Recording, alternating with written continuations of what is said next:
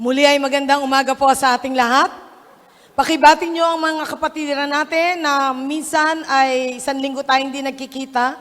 Yung iba ay sa 1 linggo, 4 na beses nakikita, 5 beses.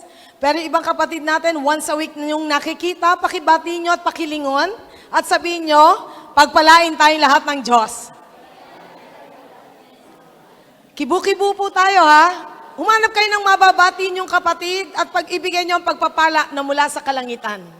Sapagkat it is a powerful word to bless our brothers, to bless our sister. We will discuss about an important message this morning, God's secret wisdom. God's secret wisdom, ito po ang ating magiging topic for this morning, na kung saan ito ay nireveal ng ating Panginoon para sa ating lahat. What is really true wisdom? Ano nga ba ang tunay na karunungan? Ang knowledge is kaalaman, wisdom is karunungan. Now, what is true wisdom to you? Ano ang tunay na karunungan sa iyo? Sa iyong isip, sagutin mo ang tanong na ito, what is true wisdom to you? Do you need wisdom? Yes, we all need wisdom. Sapagkat true wisdom is when you apply the knowledge that you've learned. Napakahalaga po niyan sa buhay nating lahat. How can we acquire wisdom, true wisdom? How can we acquire true wisdom? Is it true that we can acquire true wisdom every day? Pwede po tayo kayang mag-acquire ng totoong karunungan araw-araw. Pwede kaya tayong mag-add ng karunungan sa buhay natin araw-araw. Sino po dito do you want to acquire wisdom, true wisdom every day? Lahat po tayo siguro nag-agree, we want to acquire true wisdom every day. We all need this kind of wisdom, this godly wisdom na sinasabi ng Biblia para sa ating lahat po. Without it, how can we cope with this kind of world na full of darkness, full of hardness, full of filthiness, full of worldliness? Kailangan natin ang karunungan sa mundong ito araw-araw sapagkat hindi natin kayang harapin ang mundo na punong-puno ng karumihan, punong-puno ng talagang sabihin natin ng mga bagay na pangmundo, punong-puno ng kadiliman at punong-puno ng sabi nga katigasan laban sa Diyos. We need wisdom. Kung hindi po tayo magiging maingat sa buhay nating lahat, the hardness in this world ay makukontaminate tayo. Yung tigas ng mundong ito, makukontaminate tayo. Yung kadiliman ng mundong ito, makukontaminate tayo. Na kung saan lahat po tayo ay pwedeng maapektuhan ng mga bagay na nasa mundong ito. People tend to rely on the wisdom of this world. Na kung saan napakadali na ang tao ay talagang sumandig sa karunungan ng pangmundo. There will be earthly wisdom. And of course, if there's earthly wisdom, there is godly wisdom. At ito po ang hinahabol natin, not earthly wisdom, kundi godly wisdom ang kailangan nating lahat. Sapagkat ito po ang buhay ng mga mananampalataya na kung saan tayo po lahat ay kapag nagnanangan tayo sa worldly wisdom, tayo po ay talagang magfe-fail to live right with God. Magfe-fail tayo na mabuhay ng tumpak sa harapan ng Diyos. All we need to do is to desire, God, give me godly wisdom every day. Who is truly wise in this world? Sino bang masasabi mong, sabi nga talagang wise o marunong sa mundong ito? Yung po bang nag-acquire ng madaming medalya at trophies sa eskwela? Yung academically, ang nag-excel, yung po ba ang masasabing matalino sa mundong ito? Who is wise, the true wise in this world? Na masasabi natin talagang wise. Meron pong tinatawag na wise at wais. Yung pong wais, yan yung mga tuso ng mundo. Pero yung wise ay talaga yung talagang ina-apply niya what he had learned from the Word of God. No. Paano po natin masasabi na talagang tayo po ay nag-acquire ng wisdom every day? The Lord will teach us na kung saan tayo po ituturuan. Are there mocker of wise people? Meron po bang mga, sabi nga, nang iinsulto sa mga wise people of this world? Marami po bang nang iinsulto sa mga wise people of this world? Yes. Marami po mga tao na umiinsulto sa mga wise people of this world. Those people who live righteously, who lives talaga na pure before God, true before God, yung mga taong unwise, they will mock those people who wants to live a wise life. Na isang buhay ng mayroong karunungan mula sa Panginoon. You can tell by the way you respond to rebuke, to correction, to teaching, if you are wise. Malalaman mo kung ikaw ay wise, kung paano ka mag-respond sa mga pagtuturo sa iyo, sa Word of God, sa rebuke, sa mga correction na binibigay ng Lord. Ang sabi nga sa Bible, sa Proverbs chapter 9, verse 10, 8 to 9, Proverbs chapter 9, verse 8 to 9, ang sabi po diyan, okay, Proverbs chapter 9, basahin po natin ang Proverbs chapter 9. Okay, sabi po diyan, do not rebuke a mocker, o yung isang sabi nga, mahilig mang insulto ng kapwa-tao, and he will hate you. Rebuke a wise man, and he will love you. Sabi po dito, ang isang taong mapag-insulto, yaan ay talagang sansalain mo, he will hate you. Kasusuklaman ka niya. But, i-rebuke mo ang isang taong wise, he will love you more. Kaya nga, dyan natin makikita, magkakaroon ng difference ang isang taong tumatanggap ng rebuke at correction. If you belong to the wise people, you will love those person na talagang itinutuwid ka, itinuturuan ka. Sapagkat tandaan po natin, your critics are the true lover of your soul. Now, ano po ang sabi sa verse 9? Instruct a wise man, and he will be wiser still. Sabi nga, turuan mo ang isang wise, at lalo siyang magiging wise. Teach a righteous man, and he will add to his learning. Turuan mo isang matuwid, at lalo siyang matututo. Where do we belong? Tayo po ba ay kasama sa mga wise people? Huwag kayong mahiya. Sino dito ang talagang gusto mo maging wise? At nais natin na masabi na talagang tayo ay talagang nag-a-apply ng pinag-aaralan natin sa Word of God. God gives insight into living because He created life. He gave us insight into living because He created life. Siya ang nagbigay sa atin ng pananaw o mga karunungan tungkol sa pamumuhay sapagkat siyang nagbigay ng buhay sa ating lahat. Hindi niya tayo pinabayaan na wala tayong kamuwang-muwang sa mundong ito how we will live a wise life.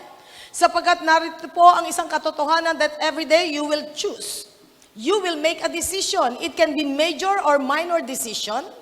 Na kung saan dito po makikita, if you are wise, if you have the heart na talagang marunong makinig sa Lord, you will take every knowledge na ibinimpart ng God sa iyo with wisdom. Na magkakaroon ng application ito sa buhay nating lahat sapagkat to know God is not just to know the facts about Him. Yung makilala mo ang Panginoon ay hindi lang malaman mo ang tungkol sa Kanya, kundi to have a deeper relationship with our God. Kinakailangan magkaroon tayo ng deeper relationship with our God. Do you really want to become wiser every day? Lahat po tayo siguro gusto natin maging wiser every day. Katulad ng sinabi sa Proverbs 9:10, the fear of the Lord is the beginning of wisdom, and the knowledge of the Holy One is understanding. Kaya nga, the fear of the Lord daw is the beginning of wisdom. Kapag ang isang tao'y may totoong takot sa Diyos, it is the beginning of wisdom. And the knowledge of the Holy One is understanding. Na yung pagkaalam natin sa ating Diyos, ito'y nagbibigay sa atin ng pangunawa. Let's open our Bible sa 1 Corinthians chapter 2. Dito po tayo magfo-focus ng ating pag-aaral regarding God's secret wisdom. Tayo po lahat ay tumayo. 1 Corinthians chapter 2, patuloy po tayong turuan ng ating Panginoon sa kanyang mga salita. Verse 6. Verse 6 to the rest hanggang verse 16. Tayo pong lahat ay mapuspos ng karunungan mula sa Panginoon. Let us pray before we read the Word of God. Let's lift up our hands to God. Panginoong Hesus, patuloy po kami humihingi ng karunungan mula sa kalangitan na maunawaan namin ang iyong mga salita na may pusong handang magpaturo, O God. O banal na Espiritu, turuan mo po kami. Nahiyaan mong dumaloy ang kapangyarihan mo sa buhay naming lahat. na nais po namin maunawaan ang iyong mga salita, maunawaan namin ang panukala mo sa buhay namin lahat, na mabuhay kami, na tunay na hangarin, na magkaroon kami ng karunungan mula sa kalangitan, sapagkat alam po namin, ito ang magdadala sa amin sa isang matagumpay na pamumuhay. Salamat po sa pangalan mo, Panginoong Jesus. Amen. Amen. Let's read from verse 6 to the rest. Let's read. We do, however, speak a message of wisdom among the mature, but not the wisdom of this age or of the rulers of this age, who are coming to nothing. No, we speak of God's secret wisdom, a wisdom that has been hidden and that God destined for our glory before time began. None of the rulers of this age understood it, for if they had, they would not have crucified the Lord of glory. However, as it is written, no eyes has seen, no ear has heard, no mind has conceived what God has prepared for those who love Him. But God has revealed it to us by His Spirit. The Spirit searches all things, even the deep things of God. For who among men knows the thoughts of man except the man's spirit within him? In the same way, no one knows the thoughts of God except the Spirit of God. We have not received the spirit of the world, but the Spirit who is from God, that we may understand what God has freely given us. This is what we speak, not in words taught us by human wisdom, but in words taught by the Spirit, expressing spiritual truths in spiritual words. The man without the Spirit does not accept the things that come from the Spirit of God, for they are foolishness to him, and he cannot understand them, because they are spiritually discerned. The spiritual man makes judgment about all things, but he himself is not subject to any man's judgment. For who has known the mind of the Lord, that he may instruct him? But we have the mind of Christ. Pagpalain ng Diyos ang kanyang mga salita. Dito po makikita natin, mula sa bibig ng sabi nga ay isang matalinong tao, sa panahon ni Apostol Pablo, ay talagang sabihin natin, kung merong talagang masasabi natin na intellectual na tao, isa si Apostol Pablo, na masasabi natin he was a very intellectual person. Sapagkat sabi nga siya ay umupo sa paanan ni Gamaliel, and he learned so much about the rules of the Lord. Doon sa panahon ni Gamaliel, the great teacher at the time, na kung saan at siya ay talagang commended so much ng mga Hudyo that time, at siya ay talagang nanggaling sa isang magandang paaralan ng tungkol sa salita ng Diyos doon sa Alexandria. No, ang sabi nga po dito ni Apostol Pablo, we do, however, speak of a message of wisdom among the mature, but not the wisdom of this age or the rulers of this age who are coming to nothing. Na kung saan dito po ikinumpara niya na ang wisdom from heaven ay iba sa wisdom from earth. The wisdom from heaven, sabi nga from earth, and sabi nga dito, ay tunay na mawawala rin ito. Yung karunungan panlupa, mawawala rin ito eh. Na kung saan dito po makikita natin na kinakailangan kung meron tayong karunungan na hangarin, magkaroon tayo ng karunungan na makilala natin ng husto ang ating Panginoon at lalo tayong mapalapit sa ating Panginoon. Sapagkat dito po sa verse 7, sinabi niya, we speak of God's secret wisdom. Merong tinatawag sa Apostol Pablo na secret wisdom from God, a wisdom that has been hidden and that God has destined for our glory before time began. Na ito po itinago, pero ito ay talagang itinalaga ng Diyos upang malaman natin na tayo po ay talagang bago pa raw nilikha ang mundo, inilaanan ng Diyos ang karunungan ito na malaman mo at malaman ko at ito ang magiging, sabi nga, buhay nating lahat. God is so good that this secret wisdom has been prepared for you and for me. Na ito ay hinanda ng Panginoon para sa atin na ma-acquire natin this secret wisdom na sinasabi ng Biblia na kailangan nating lahat, especially in this darkened world.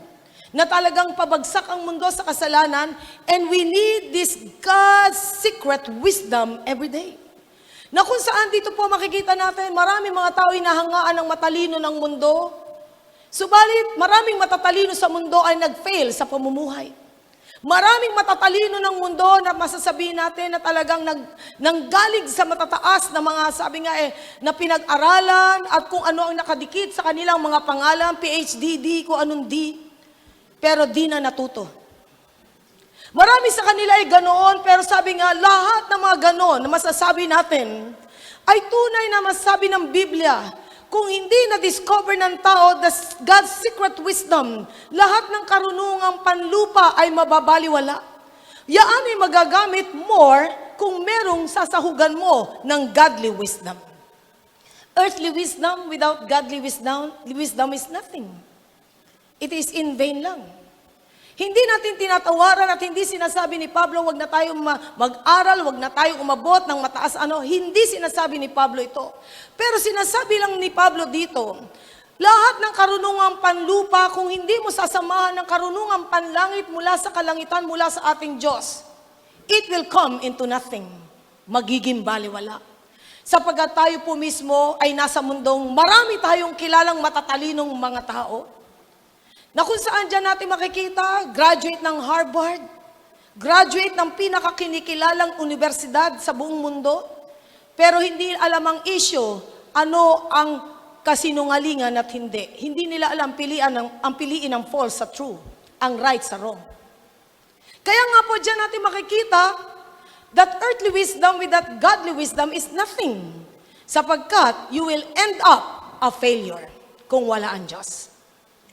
Walang kwenta ang karunungang panlupa kung hindi natin sasamahan ng karunungan panlangit. Sapagkat mas gugustuhin ko maging pahat ang kaisipan na may takot sa Diyos kaysa puno ang kaisipan na walang takot sa Diyos. Do you believe that? Napakalaga sa buhay natin na talagang sabi nga, the fear of the Lord is the beginning of wisdom and the knowledge of the Holy One, sabi nga, is understanding. Na may pangunawa tayo sa ating Panginoon. God's secret wisdom, ano ang ibibigay nito sa ating lahat? Na itong sabi nga, God's secret wisdom sa verse 7, ang sabi niya dito sa kanyang mga salita, a wisdom that has been hidden, itinago ito, and that God destined for our glory before time began. You are so blessed. I am so blessed. Why? This secret wisdom ay talagang inilaan ng Lord for you and for me na ma-discover nating lahat. Amen? Na ngayon ba ay nadidiscover na natin unti-unti that secret wisdom is slowly unfolding in your life, in my life? And now, ano ang resulta nito? God's secret wisdom, one, gives enlightenment. Ito po ay nagbibigay ng kaliwanagan. Kapag tayo po ay tunay na na-involve sa wisdom from heaven, magbibigay ito sa atin ng kaliwanagan. It gives enlightenment. Maliliwanagan ka sa maraming bagay. Tayo po'y lumaki sa maraming prinsipyong baluktot ng mga nauna sa ating mga tao. Tayo po ay nabuhay sa maraming superstitious belief ng mga nauna sa ating mga tao na kinalakihan natin. Maraming mga baluktot na katwiran na minsan na-adapt natin kahit sa mga matatanda nung unang panahon at ngayon ay na-adapt natin at ngayon na tayo po ay nakakarinig na at naranasan na natin ang Diyos sa buhay nating lahat, marami pala tayong pinaniwalaan na mali. Sino po dito ang maraming pinaniwalaang mali? Sino po dito ang nasukol ng paniniwalang mali? Tayo po. Di ba? Marami tayong mga pinaniwalaang mali. Kaya nga po ngayon, as the Lord unfolded yung kanyang mga salita sa ating lahat, yung God's secret wisdom, ito po ay nagbubukas mata sa ating lahat, that the eyes of our heart be enlightened. Ang sabi nga ni Paul, na ang prayer niya sa atin, that the eyes of our heart be enlightened. Na ang mata ng ating mga puso ay mabuksan. And it is happening na tayo po, yung mata ng ating puso, nang sinabi niya doon sa aklat ng Ephesians, that the eyes, this is my prayer for you, that the eyes of your heart be enlightened. Na ang mata ng inyong mga puso ay mabuksan sa katotohanan, and it is happening. The day that you became a born-again Christian, it was the beginning of enlightenment for us. Nag-umpisang mabuksan ang iyong mga mata, nabuksan ang iyong, sabi nga, pangunawa, na ngayon na dati kang nabulag, ay ngayon ay nakakakita ka na ngayon naiintindihan mo na kung ano ang ibig sabihin ng tunay na karunungan na galing sa kalangitan at tunay na pagkatakot sa Diyos. Na ito po ay nangyari mula nang tayo nagkaroon ng personal encounter with our God. Na kung saan, ang sabi nga po, na itong enlightenment na ito ay talagang binigay sa atin. Ano ibig sabihin? Sabi ni Webster, to give knowledge, to inform. Yung enlightenment po, ang ibig sabihin, bigyan ka ng knowledge, kaalaman, to inform, para ipaalam sa'yo. Freed from ignorance, tayo po ay makalaya sa pagiging ignorante or prejudice, na tayo po ay makalaya sa unreasoning, sabi nga, unreasoning is opinion or like or dislike.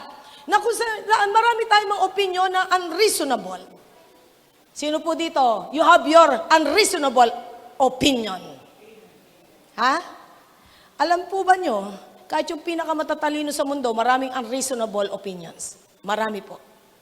Kaya nga po, dyan natin makikita na merong prejudice na nagaganap sa mundo ito. But as we have that enlightenment, nagkakaroon ng liwanag sa iyo ang mga bagay-bagay sa buhay mo. All the people in this world, kailangan natin ng kaliwanagan. Kailangan natin maliwanagan sa katotohanan sapagkat once na ikaw ay kumilala sa Panginoon, inaalis ng Diyos ang kaliskis sa iyong mata. It was a gesture that God made to Paul. He was a man of great intellect, earthly intellect in his time. Sapagkat well-educated si Paul. Well-educated siya, na kung saan, pero ang ginawang gesture ng God sa kanya, pagkatapos na ma-encounter Saul sa Acts chapter 9, bakit mo ako inuusig? At pagkatapos ng engkwentrong iyon, for 3 days and 3 nights, he became blind. Siya ay naging bulag. At nung time na sabi ng Panginoon kay Ananias the priest, lay hands on him. Hindi yung asawa ni Sapphira ito, ha? Ibang Ananias ito, the priest. Ang sabi, magpatungan mo na yung kamay, sapagkat ang lalaking ito magsasuffer for my name. Ayaw ni Ananias sapagkat alam niya persecutor ito at ito ang promotor sa pagpatay kay Stephen. Pero ang sabing gano'n ng Lord kay Ananias, he will suffer for my name. At alam ng Diyos, kapag naliwanagan si Apostol Pablo ay isang lalaking ibibigay ang buhay ng todo sa Diyos. Yun ang totoo. Alam ng Diyos si Apostol Pablo, ang kalibre ni Apostol Pablo, na itong lalaki ito, the persecutor of the early church, na siya ay talagang, sabi nga, sincere with his religion, Judaism. He believed so much in his belief, na ipinaglalaban niya ito, ang Judaismo ay talaga ipinaglalaban niya. Judaizer siya. Pero ang sabi ng God, he will suffer for my name. Alam ng Diyos, ang kalibre ni Apostol Pablo, na kapag ito'y naliwanagan, kaya nitong itaya ang buhay niya for the name of our Lord Jesus Christ. For the truth. Kaya nga sabi ng Panginoon, huwag kang matakot. Ang lalaking ito'y tinawag ko, magsasuffer siya for my name. And then, for 3 days and 3 nights, siya ay naging bulag. At ang mga believers that time ay tinangkilik sa Apostol Pablo. At siya ay tinuruan tungkol din sa Lord. And then, nung naglay hands sa Ananias sa kanya, naalis ang kaliskis, na parang kaliskis sa kanyang mata. Ito ay isang gesture na ginawa ng Diyos din sa iyo at sa akin. Inalisan tayo ng kaliskis sa ating mga mata. Because the God of this world, 2 Corinthians 4:4, I think, the God of this world has blinded the minds of the unbelievers. Nasabi nga, ang Diyos ng mundong ito ay binulag ang mga isipan ng mga, sabi nga, ng mga unbeliever. Ang God of this age ay walang iba kundi si Satanas. Siya po ay nambubulag sa bawat isa sa atin so that we cannot see the light of the gospel of the glory of Christ, who is the image of God. Lahat po tayo dumaan sa pagiging bulag. Pero ito po isang issue sa buhay natin na kung saan even the born-again Christians can be blinded again kapag hindi natin iningatan ang liwanag na tinanggap natin. Nasulat siya sa aklat ni Apostol Pedro, that you can be blinded again. Pwede ka ulit maging bulag kapag hindi mo iningatan ang katotohanan na tinanggap mo sa Panginoong Yesus. Kaya nga, this God's secret wisdom gives us enlightenment. Nagkakaroon tayo ng liwanag. Ito yung tinatawag ni Apostol Pablo sa aklat ng Ephesians, the mystery of the gospel. Yan po yun, the secret of God. Yung misteryo ng gospel na nauunawaan mo kung ano ang ibig sabihin ng relationship with God, nauunawaan mo ang kalangitan, nauunawaan mo ang eternity, nauunawaan mo na ikaw ay tunay na anak ng Lord, na hindi kumakapa sa dilim ang ugnayan mo sa Diyos. Yun ang ibig sabihin. Kaya nga the Lord has prepared this godly, sabi nga, wisdom, sabi nga, before the time has come. At ito po ay inihanda ng Diyos na maintindihan natin ang kaligtasan niya para sa iyo at para sa akin. Now, si Pablo bilang isang lalaking naliwanagan, nakita ni Pablo ito that God's secret wisdom gave him an enlightenment. At ito po ang sineshare niya sa atin.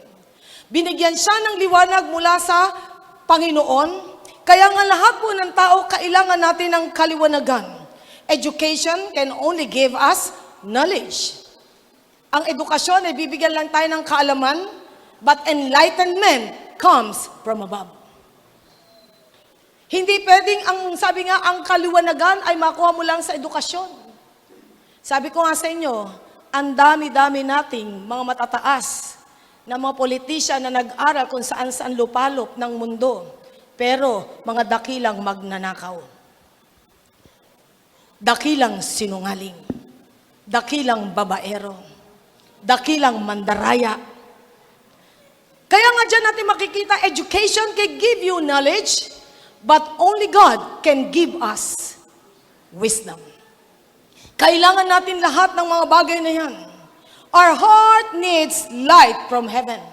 Kailangan ang puso natin magkaroon ng liwanag mula sa kalangitan, but only the Spirit of the living God can do that. Only the Spirit of the living God. Hindi natin kaya.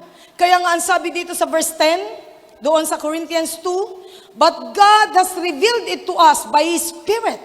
Nireveal ng God sa atin by Spirit. The Spirit searches all things, even the deep things of God. Ang banal na Espiritu ay talagang sinesearch niya ang lahat ng mga lalim tungkol sa Diyos, at ito po ay inire-reveal sa ating lahat ng banal na Espiritu. Kaya nga, pagising mo pa lang sa umaga, recognize the Holy Spirit in your life. When you read the Word of God so that you can understand the Word of God, oh dear Holy Spirit, teach me, enlighten my heart, na maunawaan ko yung mga salita, na hindi sa sarili mong paraan at pagkaalam, mauunawaan mo ang Word of God, maliban ang banal na Espiritu ay mangusap sa iyo, you cannot understand the Word of God, sapagkat all spiritual matters need spiritual discernment. Hindi pwede po na maunawaan mo ang Word of God by your own knowledge, kahit na ikaw ang pinakamagaling. Pero ang sabi nga dito, the spiritual man can understand the things about God, but the unspiritual man cannot discern the things about God. Kaya nga po, mahalaga po na kailangan nating lahat ang Espiritu Santo ng Diyos, sapagat only the Spirit can search things, the deep things about God, at ito po ay papaunawa sa atin, sapagkat only the Spirit will reveal the motives and the intention of the heart of men. God is so wise for sending us and giving to us His Holy Spirit. Sobrang wise ang God. Pinadala niya at ibinigay niya sa atin ang banal na Espiritu, that I am sending you my Holy Spirit, that He will be your comforter, He will be your counselor, He will teach you about the things that I have taught you, ang sabi ng Panginoon, and He will put in remembrance everything na sinabi ko sa inyo. Kaya nga mapapansin mo, kapag ang Holy Spirit ay nag-move sa buhay mo, you will remember the truth that God has taught you before. Lahat yan ay maaalala mo ang mga katotohanan na yan. And every time you ponder and meditate on the Word of God, there is a fresh revelation from the Word of God, and you will never be tired and weary of reading and meditating on the Word of God. Hindi mo kakasawaan kasi araw-araw may fresh revelation ng God, and it would be an exciting time with your God habang binabasa mo ang Word of God. Wow! Ang ganda-ganda nito, as if you discovered a treasure. Gusto ba natin na gano'n ang karanasan natin? You know what? Ang daming kalaban ng mundo ngayon sa time with the Lord. Sapagkat Wala pong sabi nga, nakadiscover ng mga treasure na walang effort na ginawa. Yaan ay naghukay. Yaan ay talagang nagbigay ng effort, naghalungkat talaga yan, naghukay ng naghukay. And the Lord honors your desire and intention na gusto mo siyang makilala, at the Holy Spirit will reveal to us everything, the deep things about God. Kaya nga sabi sa verse 9, no eyes has seen, no ear has heard, no heart conceived what God has prepared for you and for me. Kaya nga hindi mo pa nararanasan minsan kung ano ang mga gap dapat ituro ng Panginoon sa inyo, and you will be amazed how God will speak to your heart regarding His Word. You will be in love with your God if you are first and foremost in love with His love letter to you. Sapagkat hindi pwedeng love mo ang God na hindi mo minamahal ang Word niya. Magkasama lagi yan. The more you know God, the more you will fall in love with your God. Habang nakikilala mo siya, lalo kang mai-in-love sa ating Panginoon. Kaya nga God is so wise for sending and giving us His Holy Spirit as a deposit. Ang sabi sa Ephesians 1:13-14, I am giving you my Spirit as a deposit, as a guarantee, na guarantee ng Panginoon for us, so that we will have a permanent teacher, a coach every time na babasahin natin ang Word of God. Kino-coach tayo, na kung saan tayo po the teacher is in us. That we may understand who God is sa buhay nating lahat. Sapagkat God is infinite and we have the finite mind. Hindi mo mauunawaan kung sino ang Diyos with your small mind, with the bigness of our God. But the Holy Spirit will give us understanding, insight, wisdom to know God better. Yung po ang pinakamahalaga sa buhay nating lahat. We need to understand the viewpoint ng ating Panginoon regarding, sabi nga, life and how to live. Yung po ang kailangan nating lahat. Punong-puno ng confusion ang mundo ngayon. Confused na confused ang mundo. And sad to say, even Christians, maraming Christian, so confused with life.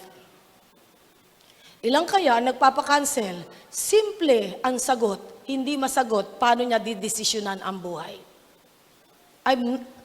Alam ko po yun kasi nasa counseling din ako Hindi lang sa loob ng church, kahit sa ibang church.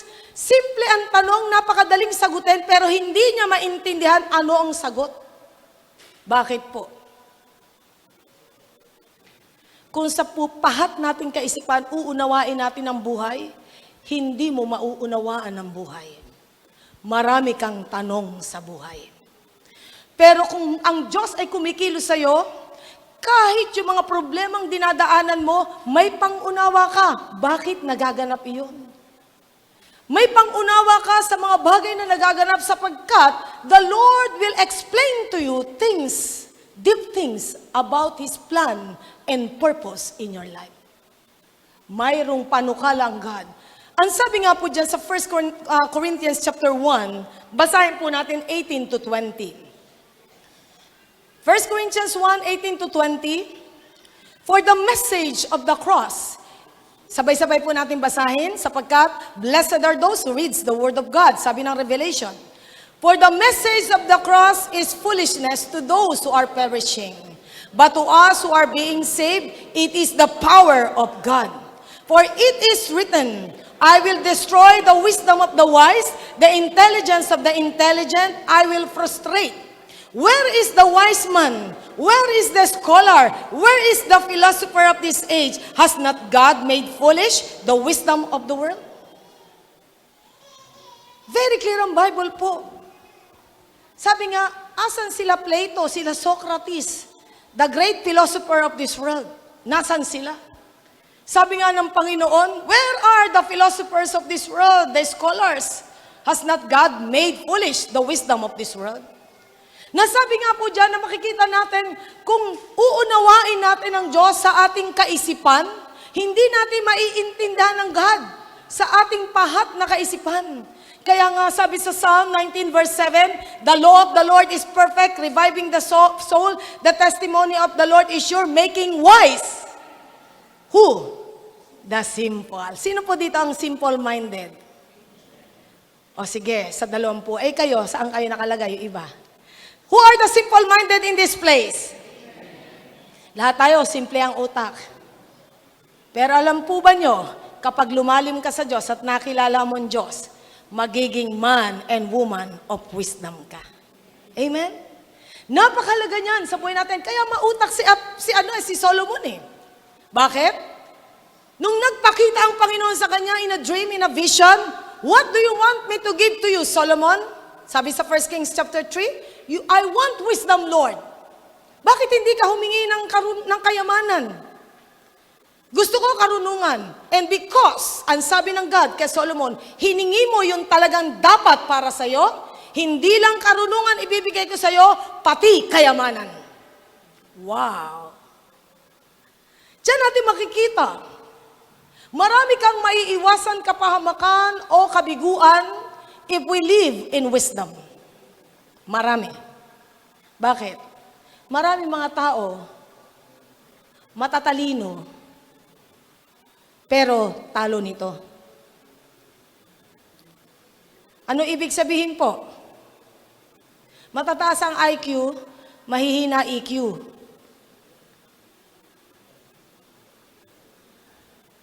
Pag nag-rule na ang emotion, patay na. Kaya nga po, ang maganda, binigyan ka na ng talino, binigyan ka pa ng karunungan. Pati ang iyong emotion, hahawakan ng Diyos. Amen? Sino po dito ang naniniwala, kailangan mo na maging matatag emotionally at itong intellectually. Kaya nga sa Bible po, sinabi ng Bible, renew your mind. Baguhin mo ang puso mo. Romans 12:2. Do not be conformed to this world, to the pattern of this world, but be transformed by the renewal of your mind, that you may be able to know what is good and perfect will of God. Kinakailangan ma-renew ang mind natin. Sapagat maraming basura na nilagay ang mundo sa isipan natin, maraming garbage na inilagay sa atin, garbage in, garbage out. Kaya nga po maraming basura isip natin, kaya nga minsan napaka-negative ng tao dahil sa sobrang basura ng utak. Kaya nga po kailangan nating lahat ng talagang wisdom from heaven. Pero only God can change the heart.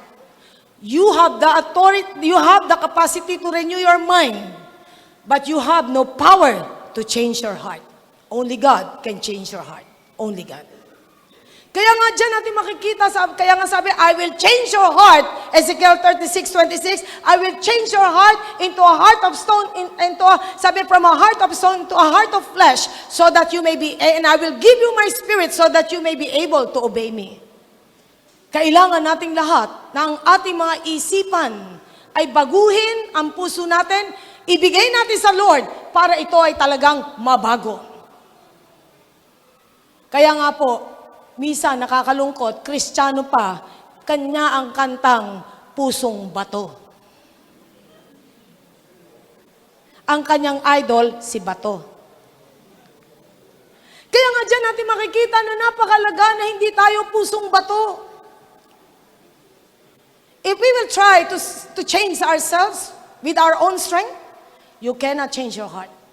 Unless ilatag mo sa Diyos yan. Change my heart, oh God. Kaya may kanta po tayong ganon.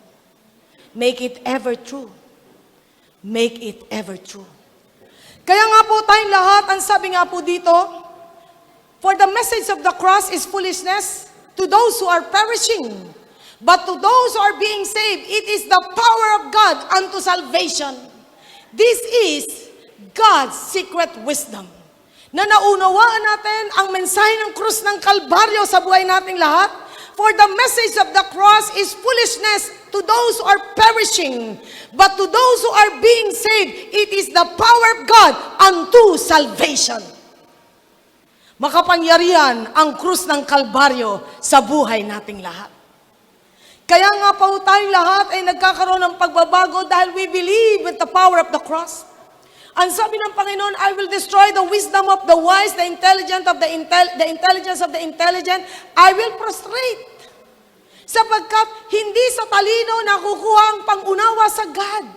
You cannot explain God with your own personal intellect. It's only by the power of the Spirit of the living God. Kaya nga po lahat tayo, ay isinasubmit natin ang puso't isipan natin sa Diyos na maghari siya sa ating lahat. There are so many philosophers and scholars in this world. But ang sabi ng Panginoon, the wisdom of this world is just foolishness to me. Mga kapatid, napakasarap makita ang isang taong sa mundo ay matalino pero marunong bumaba sa Diyos. Marunong bumaba sa Lord. Naalala ko nga sila Don Bird, sila Priscilla, every time pupunta sa Pilipinas yan, meron silang usual word. Sasabihin nila, Pastora, teach us the revelation of God to you. Teach us, Pastora. Do I need to teach you? You have many things na alam niyo na tungkol sa Lord. Yes, Pastora, teach us. Teach us. And you know what? Inadmire ko sila lalo. Bakit? I know, marami itinuro na ang Lord sa kanila, pero nandun sa kanila yung teachable heart. Sabi ko, you know what? Marami kayong alam. Marami kayong alam. Sabi ko, pero sabi niya, Pastora, teach us. Every time pupunta sa Pilipinas, Pastora, teach us. Pero, diyan natin makikita, ang isang taong marunong bumaba sa Diyos, meron teachable heart. At kapag tinuruan ng Panginoon, merong moldable heart like a clay. At pag naturuan ng Panginoon, merong breakable heart, madaling durugin. At habang tinuturuan ng Panginoon, merong pulverized heart, madaling pulbusin ng Diyos ang puso. And this kind of heart will be filled with the wisdom from heaven. And I believe, maraming mga taong nag-acquire ng karunungan o kaalaman sa mundo, pero they need true wisdom from heaven. And I just pray, tayo as believers of the living God, we will have that heart of wisdom from heaven, na talagang i-desire natin, Lord, turuan mo ako araw-araw. Sapagkat God, with His infinite power, gave us this powerful illustration at the cross. Ipinakita niya sa atin ang krus ng Kalbaryo na kung saan tayo babalik every time we feel na parang we boast about our intellect, we boast about our accomplishment, we boast about everything na nasa mundo. Meron tayong babalikan, walang iba kundi ang krus ng Kalbaryo. Sino po dito ang minsan mayabang ka? Sino po dito ang aamin, minsan ang yabang mo? Ha? Yun talaga mayabang. Makita ko nga mga kamay na mayabang dito. Ha? Sino dito ang minsan mayabang? Ha?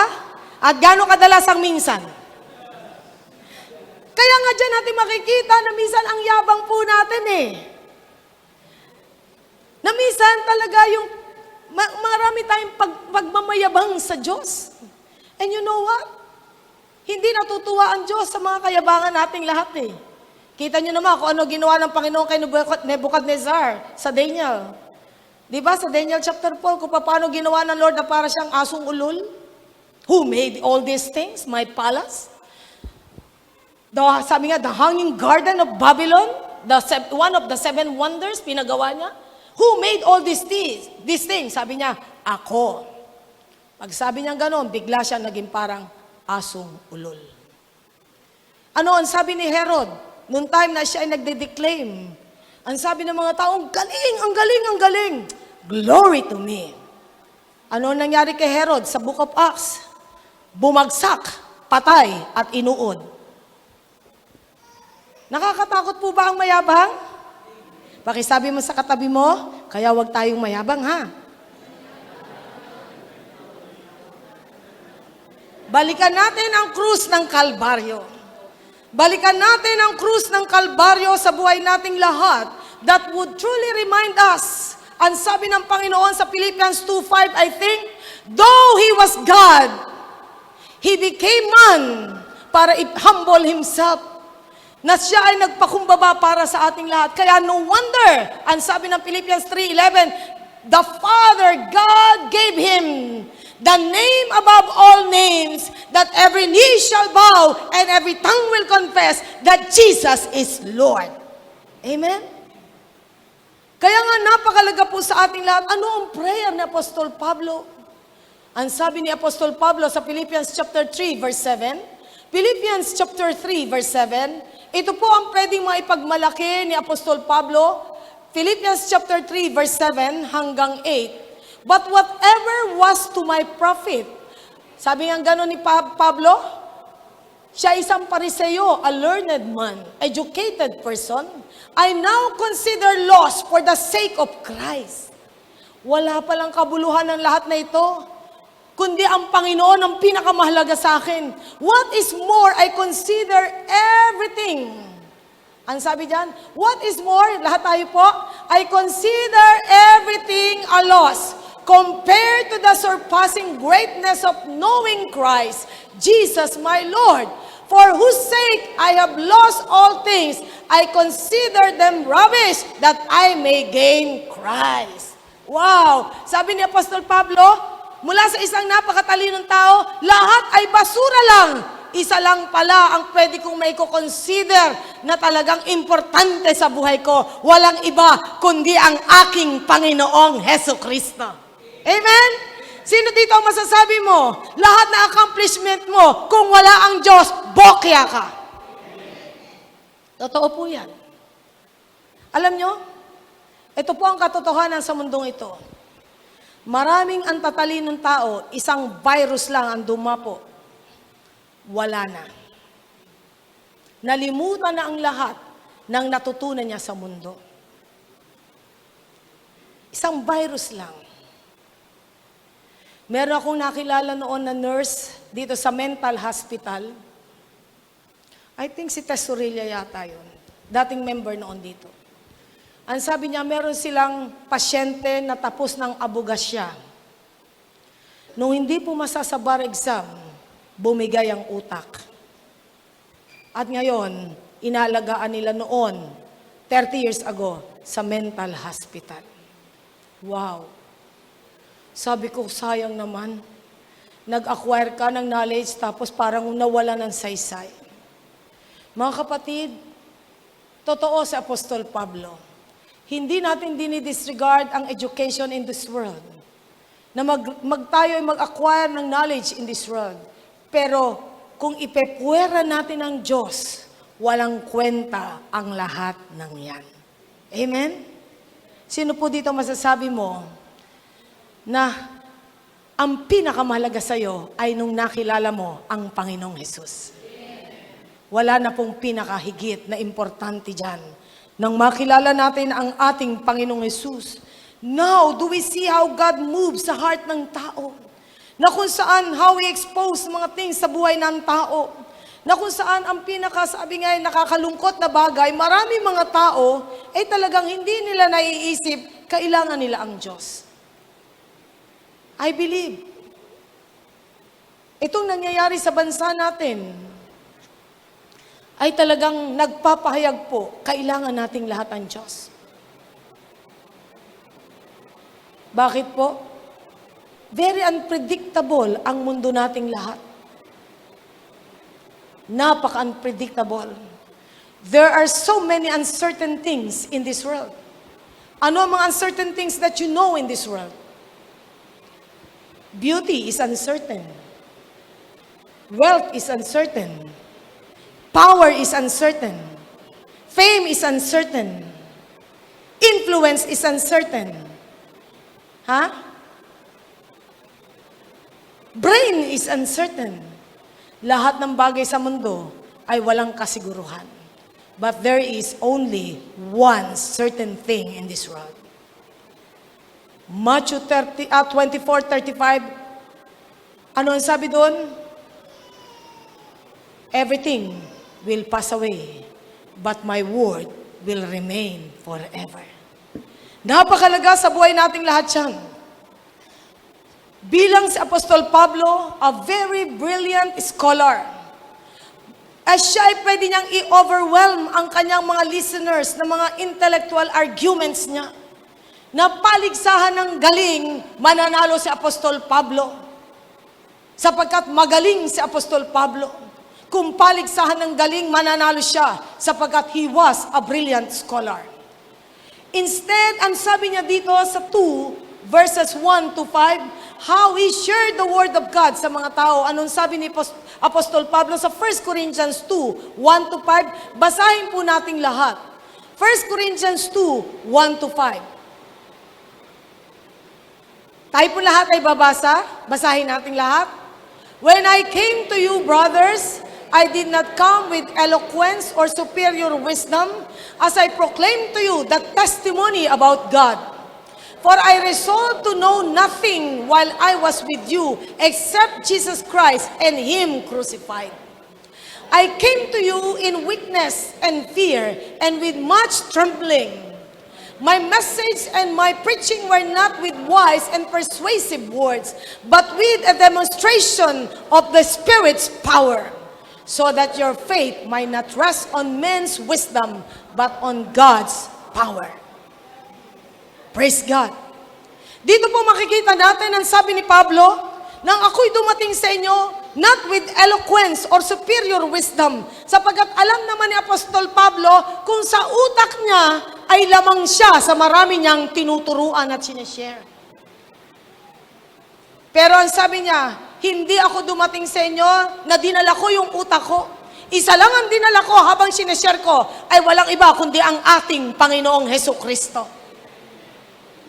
Kaya nga po, nung time na yun, ang time na sinasabi niya, not with eloquence or superior power. Kaya nga ako'y dumating sa inyo, sa verse 3, sabi niya, I share to you the word of God with fear and trembling.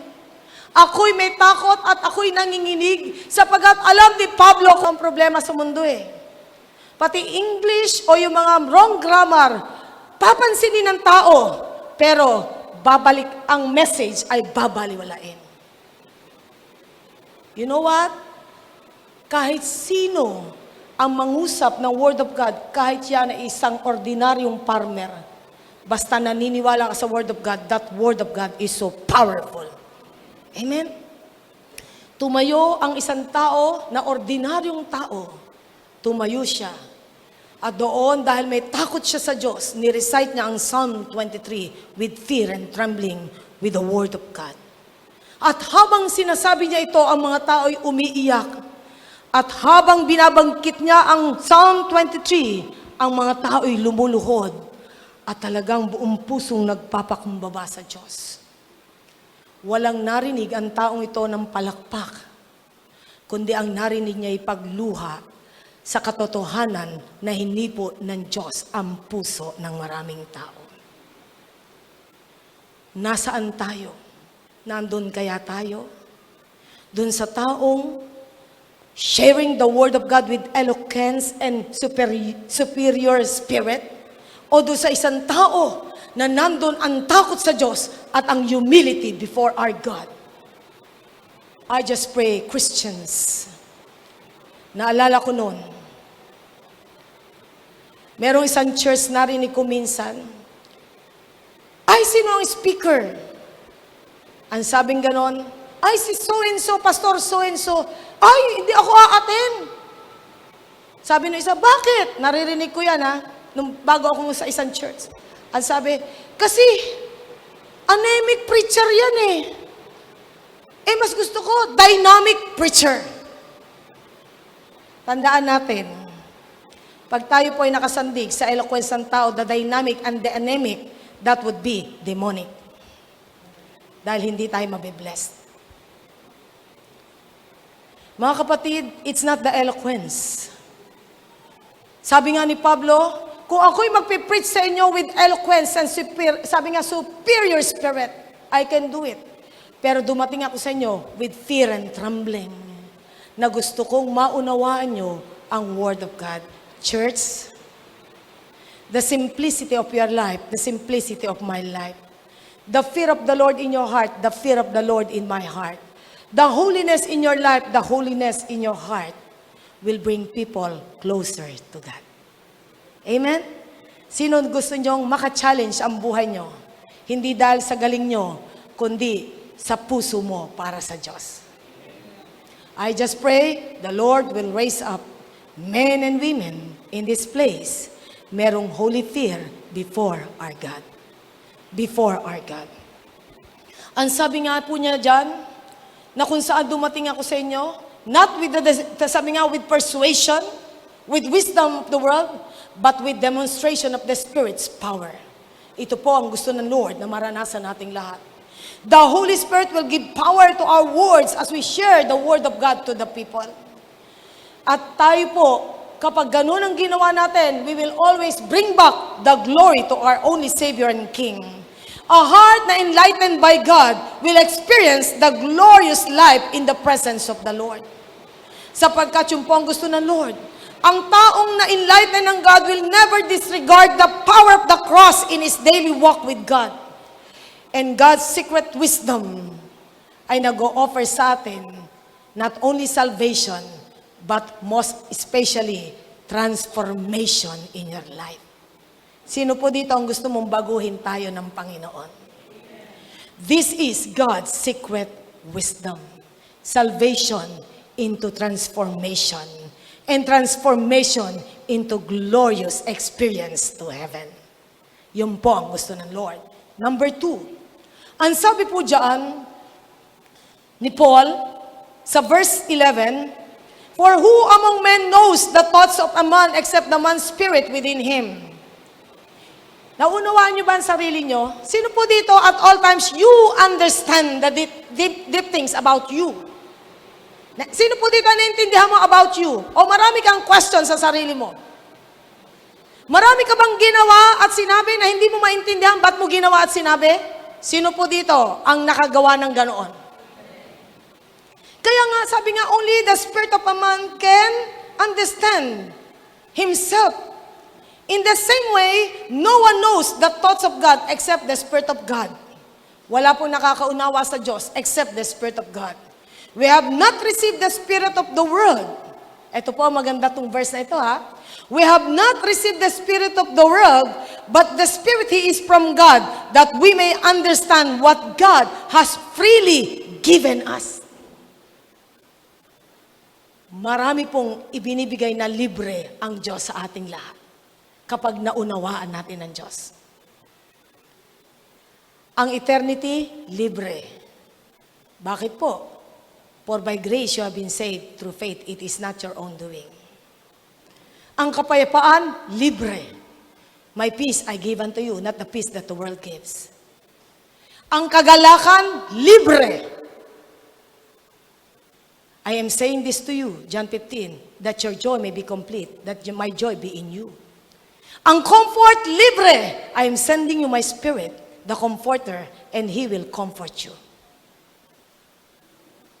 Kaya nga po, marami ibinibigay na libre ang Diyos sa ating lahat na hindi nabibili ng pera. Amen? May katapat ba ang Diyos? Ilan po kayang tao namamatay sa depression?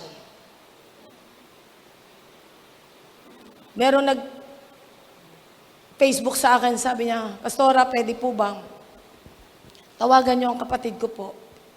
Grabe po ang depression niya. Sobra ang depression niya ngayon. Pero alam niyo, napakayaman po nun. Napakayaman ng kapatid niya. Maraming ari-arian. Pero hindi siya makasumpong ng kapayapaan, kagalakan at kaaliwan. Mga kapatid, katulad kaya tayo ni Pablo, na masasabi mo sa Panginoon, I truly need you, Lord. Sino po dito ang kailangan mo talaga ang Diyos? Number 2, God's secret wisdom gives encouragement. Nagbibigay na encouragement ang secret wisdom ng God sa buhay nating lahat. We cannot know the thoughts of God except by the Spirit of the living God. And the Lord, the Spirit, gave Himself to us so that He can teach us every day. Do you want to understand what God has freely given us? Kinakailangan maintindihan natin ano yung mga libreng ibinibigay na ng Lord sa atin. Kaya nga, Christians, hindi na tayo mabubuhay sa depression. Oo, malulungkot ka, pero pansamantala, pero hindi ka mabubuhay at ikaw ay malulunod sa depression sapagkat alam mo kung saan ka bibili ng kagalakan sapagkat there is heaven's grocery store that you can buy anything that you want that this world cannot offer. Amen? Kaya nga po, mahalaga po ito. Alam natin yun. Oo, meron tayong mga problema. Sino kaya dito ang walang problema? Meron po ba? Sino dito ang may problema? Taas ang kamay na may problema? Itaas ang kamay ng may malaking problema. Okay. Malaki ang problema mo? May problema ka? Kung ikay may problemito, maliit na problema, o maliit na problema, problemita, pero dito merong problema. But you know what? Makikita mo, the Lord has given us this secret. He is encouraging us that we may understand what He has freely given to us. May binibigay na libre ang Diyos sa ating lahat. Ang mga Pinoy, click na click ito. Alam niyo kung bakit? Ang Pilipino, mahilig sa blowout. Parang hindi totoo sa inyo yan. Ha? Totoo ba sa inyo yan? Mamaya, i-blowout kayo ni Dr. Marian.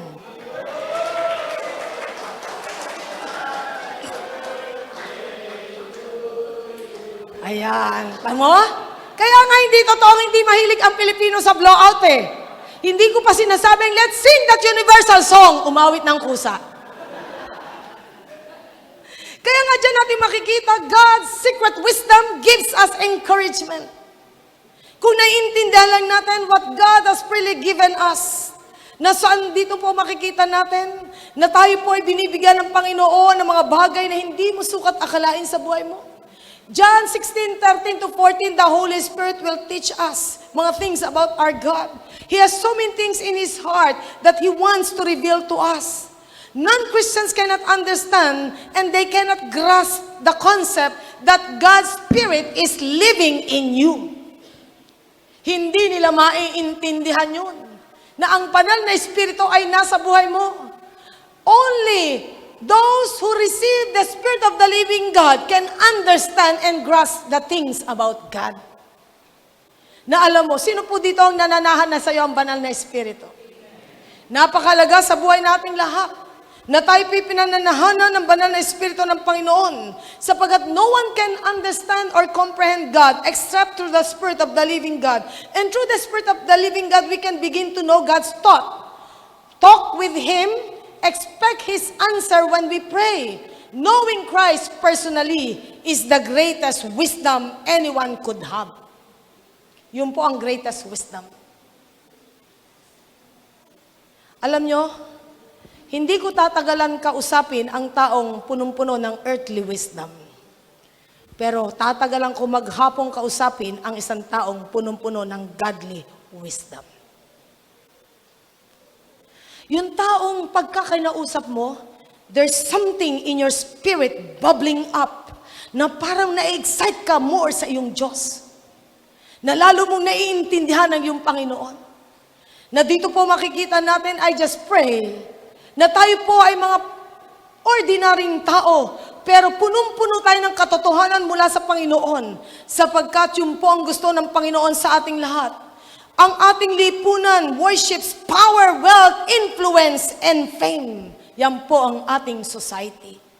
Sinasamba ang kayamanan, ang kapangyarihan, ang impluensya, ang katanyagan. Pero tandaan nyo, Jesus came as a humble, poor servant, and He offered His kingdom to those who will believe and will have faith in God. Kaya nga po, dyan natin makikita, the kingdom of God is greater than any power, wealth, fame in this world. The who's who in this world will naturally bow down before our God. Kahit na sila'y who's who ng mundo, sila'y luluhod sa Diyos. Subukan nyo yung mga taong sikat at mayayaman at makapangyarihan. Pag yan ay may problema, ang una niyang hahanapin ay walang iba, kundi ang Diyos. Amen? Subukan nyo magkalindulan, maglindol. Sino kaya ang tatawagin ng mga nililindol? Yung nanay niya at tatay niyang patay? O tatawagin niya si Duterte? Tatawagin niya kaya si Bato? Pag nagkaroon ng lindol, sino ang talagang alam nyo na tatawagin ng tao? Walang iba kundi ang Diyos. Naalala ko, may kapitbahay kami noon, sabi niya ganun, lumindol ng malakas. Ang sabi niya ganun, isang ganun lang pala ng Diyos, pwede tayong patayin lahat. Parang doon lang niya naintindihan yung truth na yun. Para sabi ko, parang ngayon lang pala niya naintindihan, isang ganun lang ng Diyos, pwede kang patayin. Diyan natin makikita na marami mga tao hindi na maintindihan ang kilos ng ating Panginoon. Everything, power, wealth, fame, and influence will pass away. But the Lord and His Word will last forever. We all need the wisdom from heaven para ma-accept natin, ma-apply natin, mag-abide tayo sa Word of God. Why? Without the wisdom of God, we cannot accept, we cannot apply, we cannot abide in the Word of God. James 1:5. If you lack wisdom, ask God, and He will give it to you generously. By wisdom, si James ay nagsalita, talking about knowledge. And now, sabi niya dito na, sabi nga yung paano ka magkakaroon ng talagang decision. Alam po ba niyo na everyday we are making a delicate and difficult decision in life? Sino po dito naniniwala, you are making a delicate and difficult and dangerous decision in your life every day?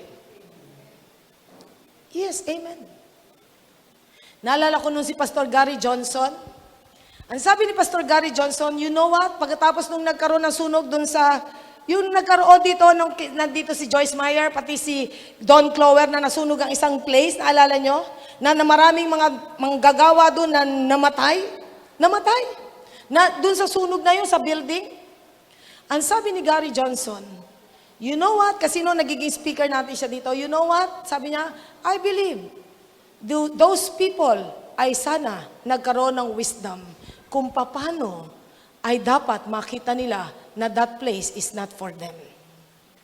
And then, sabi niya, buti na lang yung isang LTI student niya, nung gabing matutulog dapat doon na nasunog, umalis at pumunta sa isang kamag-anak at doon nakatulog. At ang sabi niya, that is wisdom.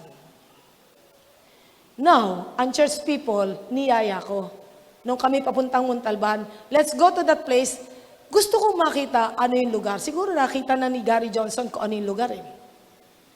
Nung pumunta kami sa lugar na yon, papunta kami Montalban, sabi ko nga, hindi dapat naganap ito. Bakit? Kinuha yung lugar, yung sa baba ay sabi nga ganong mga bar yung building, may bar, yung building. Tapos doon inin yung mga taga-probinsya, kasi ang inano ay talagang merong tutuluyan yung mga taga-probinsya. And then sa baba ay bar, pagkatapos sa second floor yata ay merong sauna, something na parang hindi maganda yung lugar. Sa totoo lang, nung nakita ko yung building, sabi ko, kung ako ang nakakita ng building at ihahanap ka ng lugar na titiran, uurong ako. Kasi the building itself says something about your spirit. It is not for you to stay in that place. Then, nagtanong ako dun sa lugar na yun, sino po yung taga rito dito? Nagtanong ako, kasama ko sila Cora noon, yung mga manggagawa dito, nung pupunta sa Montalban. Sabi kami po, anong kondisyon ng kuryente sa building na ito? Ang sabing gano'n nung mga nandoon, naka-jumper po yan. Kaya, isa pa yun. Alam nyo, ang daming taong namatay doon. May kakilala pa akong pastor na nakakasama ko sa Hireno Bay conference noon. Tumulay sa isang na napakahirap tulayin, mataba siya. Pinakita na ano siya, nung time na umuusok na yung building. Mga kapatid, we are making a decision every day. We need wisdom. Kailangan natin ng guidance ng Panginoon, our actions, our decisions, and choices.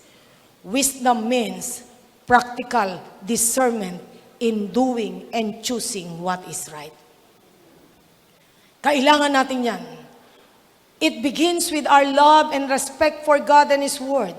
It will lead us to right thinking, holy living, It gives us the ability to tell right from wrong, false from true. We need to become God-centered, not self-centered, in order to have God's wisdom. Kailangan natin nakasentro sa Diyos ang buhay nating lahat. Wisdom leads us in learning God's will. We need to escape the corruption in this world so that we can do through wisdom from heaven God's will for us. Sabi sa 2 Peter chapter 1 verse 2 to 4, God has given us His powerful and precious promises so that we may escape the corruption in this world. Na tayo po ay binigyan ng mga precious and powerful promises ng Panginoon so that we can escape the corruption in this world caused by evil desire. Marami pong evil desire ang mundo. Kailangan na tayo po ay huwag mapasawsaw sa mundong ito. Amen? Kaya nga binigyan tayo ng great and precious promises ng God so that we will not participate sa mga corruption ng mundo ito, kundi magpa-participate tayo sa divine nature ng ating Panginoong Jesus. Now, sa buhay mo at sa buhay ko, that God's secret wisdom has been given for all of us so that we will have total freedom in this corruption. Ang Pilipinas po ba nakakatakot na rin? Sino dito, pag ikaw'y sumakay ng MRT, kampante ka pa rin ba katulad ng dati o ikaw ay lilingon-lingon? At matatakot kang tumabi sa may dalang supot.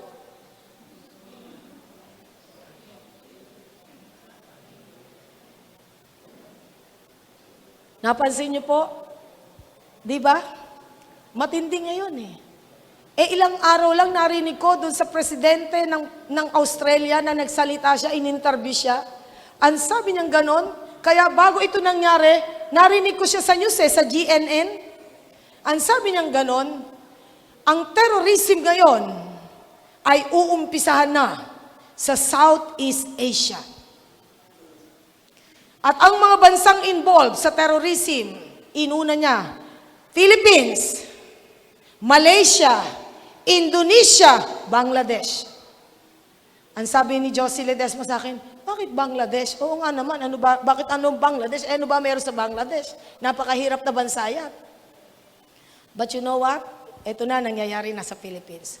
At narinig ko, sabi nga, ang dalawang lugar diyan sa Mindanao na target ng terrorism, Davao, General Santos, Jensen. Sabi ko nga, grabe, let us pray for Mindanao. Let us pray for Luzon. Let us pray for Visayas. Let us pray.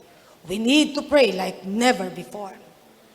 God will give us encouragement every day. John 14:23 says, John 14:23. Ano po ang sabi dyan sa John 14:23? Jesus replied, lahat po tayo, if anyone loves me, he will obey my teaching. My Father will love him, and he will come to him and make our home with him. Mananahan ng Diyos. Do you need protection? Do we need guidance from heaven? Basahin natin ang Psalm 91, verse 14 hanggang 16. Psalm 91. This is God's encouragement for all of us. With all this dreadful, sabi nga, thing that is happening sa mundo ito, let us rely on the Word of God. Psalm 91 verse 14 hanggang 16. Let's yield to the Word of God for all of us. Let's read.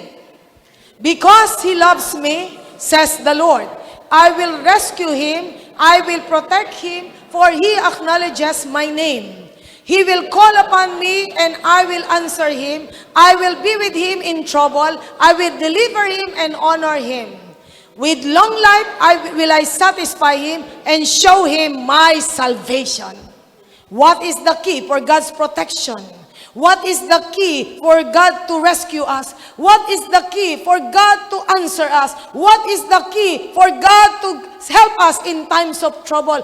What is the key for God to deliver us and honor us with long life? What is the key? Love God. Mahalin mo ang Diyos. Mahalin natin. Do you love God? Can you tell to God, I love you, Lord? Alam nyo, ma-impress kaya ang Diyos sa sinabi mong, I love you, Lord? Meron kayang Diyos, meron kayang nililigawan ka, sasabihin mo, I love you. O mas makukonvince pag sinabi mong, I love you. Will you try to tell to your God with heart na may puso na you truly love God.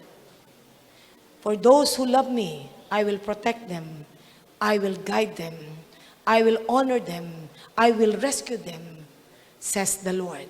Will you tell again to your God, I love you, Lord. I love you, Lord. I love you, Lord.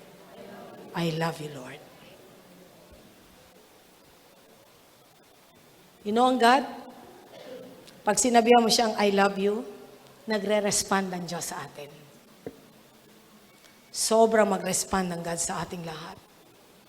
God, great wisdom has been given to us so that we will learn to live right with our God. Lastly, ang sabi po dyan sa 1 Corinthians chapter 2, verse 14 to 16. Okay, salamat. Napakabilis ni Karen. Buti na lang. Okay, let's read together. The man without the Spirit does not accept the things that come from the Spirit of God, for they are foolishness to him, and he cannot understand them because they are spiritually discerned. The spiritual man makes judgment about all things, but he himself is not subject to any man's judgment. For who has known the mind of the Lord that he may instruct him? But we have the mind of Christ. Are you blessed? You have the mind of Christ. Pakisabi mo, you have the mind of Christ. Pakisabi mo, because you have the mind of Christ, forget the sins in this world. Kinakailangan dahil sa atin ang isip ng Diyos. Ito ha. God has given us the mind of Christ. And it is a blessing. Not only the Spirit, but the mind of Christ has been given to us. Now, if you have the tendency to do sin, knowing that the Spirit is the Spirit of conviction, Romans 8:16, the Holy Spirit has been given us to convict us regarding sin. Now, ano po ang sinasabi dyan? Okay. Nandun? Okay. The Spirit Himself testifies with our spirit that we are God's children. No. John, I think, na the Spirit of God is the Spirit of conviction. Okay. I think, John. Basta nasa John. Okay. John 8, I think 2. I don't know. Basta, the spirit of conviction. Now, ano po ang sinasabi sa atin ng Diyos?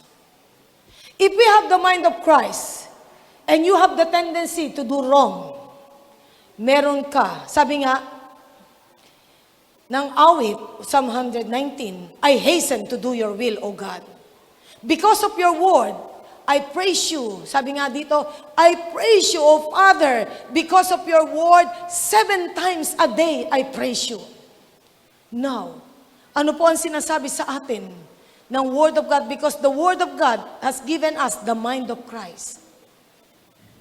Alam po ba nyo, kapag ang utak, ang mind of Christ ay nasa sayo, hindi ka gagawa ng mga bagay na alam mong mali sa harapan ng Diyos. Mga kapatid, let's activate the mind of Christ in us. Because God's secret wisdom gives empowerment in your life. God's secret wisdom in your life gives empowerment in your life. Ine-empower tayo ng wisdom of God, na kung saan binibigyan tayo ng empowerment sa buhay nating lahat. And then, ang sabi po nga dyan, the man without the Spirit of the Lord does not accept the things that come from the Spirit of God, for they are foolishness to him. Kamangmangan lang, mga kapatid. Kapag tayo totoong born-again Christian, every word that we are reading, hindi kamangmangan ang sumunod sa Diyos, kamangmangan ang sumuway sa Diyos. Amen? Sino dito ang naniniwala? The Word of God is true to your life. The unspiritual man, sabi nga, cannot discern the things about God, and to them, the Word of God is foolishness. But to the spiritual man, the Word of God is the spirit of wisdom that will lead us to a righteous life before our God. Kaya po tayong lahat, the Lord has given us the empowerment from heaven. We all need power from heaven to understand the heart of God, to know God better. At dito po makikita natin, we can only accept the things about God if we become spiritual man and woman of God. That day na tayo tumanggap sa Panginoon, that you became born again Christian, tayo po lahat ay nagme-maintain ng spirit-filled life. Nagme-maintain na tayo ng spirit-filled life. Nakapuspos ng Espiritu Santo. I think John 16:8 John 16:8, the Spirit of God is the Spirit of conviction. Na kung saan dyan natin makikita na kinakailangan na tayo po ay mag-maintain ng spirit-filled life. Na sabi nga, be filled with the Spirit of God. Ephesians 5:16, be filled, sabi nga, be filled with the Spirit of God, not with the spirit of wine, because that is debauchery before our God. Salamat mga kapatid, tayo po ay tunay na punupuspos ng banal na Espiritu. Tayo po lahat ay, 5:18 I think, 5:18. Kaya nga po, dyan natin makikita, let the Spirit of God ay tunay na kumikilo sa ating lahat. Do not get drunk on wine which leads to debauchery. Instead, be filled with the Spirit of God. Mga kapatid, napakalaga po sa buhay nating lahat, mapuspos tayo ng Espiritu Santo ng Diyos. We have to maintain the Spirit-filled life to discern things about God. God is the only source of all wisdom. The secret behind victorious and powerful life sa bawat believer is to have the wisdom from heaven. Na tayo po'y bigyan ng wisdom from heaven sapagkat we can have greater understanding about the work of God, the move of God. Let us always keep in step with the Spirit of the living God as Galatians 5 says, doon sa verse 16 hanggang 17, let us keep in step with the Spirit of the living God. Na tayo mabuhay, na laging kasamang Espiritu Santo ng Panginoon. And then sabi nga po dyan, and you will not gratify the desires of the sinful nature. 17, for the sinful nature desires what is contrary to the Spirit.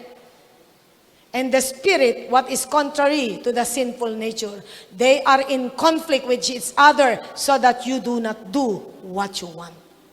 Kaya nga mga kapatid, huwag natin pabayaan ang banal na Espiritu in conflict with our sinful nature. Magkaroon tayo ng pusong susunod sa Panginoon. God will give us the desire to know Him better. And the Lord will give us glorious victory in everything, understanding, intimacy, sapagkat He will give us the revelation about Him.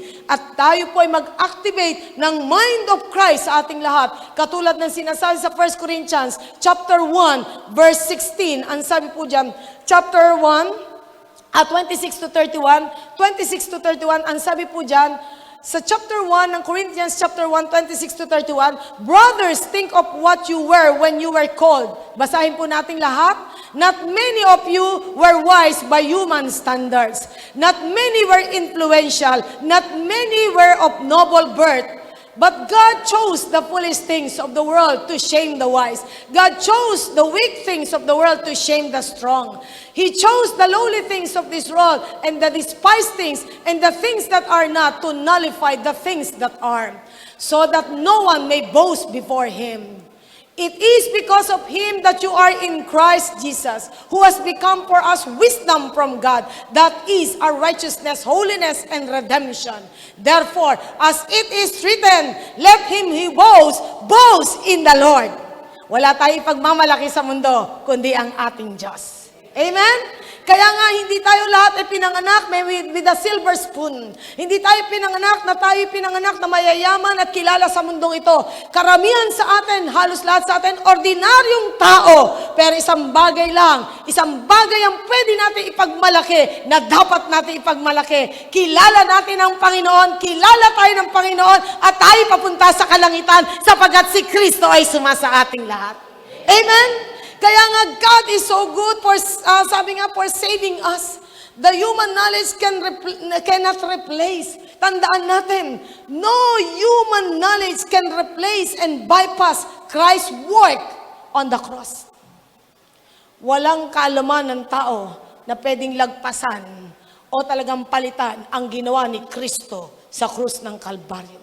If that would be the case na talagang papalitan mo ang kapangyarihan ng krus ng Kalbaryo, tandaan po natin, ang mga intellectual lang at mayayaman at mga sikat ang parang may access sa kalangitan. Pero salamat, ang Panginoong Hesus ay dumating para sa lahat ng tao. Amen? Kasama tayong lahat. God reveals Himself to us. Kaya nga, tayo pong lahat, sino nga po ba ang tinitignan ng Diyos sa mundong ito? Naging anak tayo ng Diyos, tinititigan ka. Dati tinitignan ka lang. Naging anak ka ng Diyos, tinititigan ka. Pero alam po ba nyo, sino yung tititigan ng Panginoon? Isaiah 66 verse 2, 1 and 2. Isaiah 66 verses 1 and 2. Sino po dito ang gusto mo tinititigan ka ng matitig na titig ng Panginoon? Yung sobrang titig na titig ang Lord sa iyo. Gusto niyo ba talagang titig na titig si Lord sa atin? Ano ang sabi po dito? Sa Isaiah 66, 1 and 2. Let's read together. Lahat po tayo bumasa. This is what the Lord says. Heaven is my throne and the earth is my footstool. Where is the house you will build for me? Where will my resting place be? 2. Has not my hand made all these things? And so they came into being, declares the Lord. This is the one I esteem, he who is humble and contrite in spirit and trembles at my word. Very clear ang Bible. Heaven is my throne and the earth is my footstool. Where can be my resting place? Who made all these things? Hindi ba ako, ang sabi ng Lord? But to whom God will esteem those who are humble, contrite in spirit, and trembles at God's word. Yung marunong makinig at manginig sa salita ng Diyos. Sapagkat kapag tayo marunong makinig at manginig sa salita ng Diyos, kapag narinig natin ang Word of God, meron tayong puso na susunod tayo sa ating Panginoon. God's secret wisdom will enlighten us all. God's secret wisdom is encouraging us. And God's secret wisdom is always what? Empowering us to live a powerful life. Kaya anong kailangan nating lahat? This secret wisdom of the Lord that has been given to us, the Word of God, must be put in our heart that we have to apply it every day so that God will reveal more of Himself to us. Amen? Remember, we must all have the spiritual spirit. Spiritual man tayo dapat. Sapagkat, if the spiritual man meditate on the Word of God, we will learn about God more and more. Do you want to be filled with the Spirit of God? Sino po dito ang gusto mo puspusin ka ng Espiritu Santo ng Diyos? That you will not only accept the Word of God, but you will apply and abide in the Word of God. Tayo po lahat ay tumayo, worship team.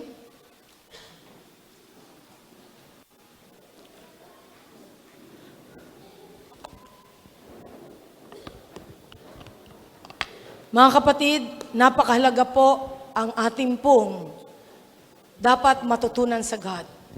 Sapagkat God's secret wisdom has been given to us. Gusto po ba natin magkaroon ng wisdom from heaven? Sino po dito ang gusto magkaroon ng wisdom from heaven?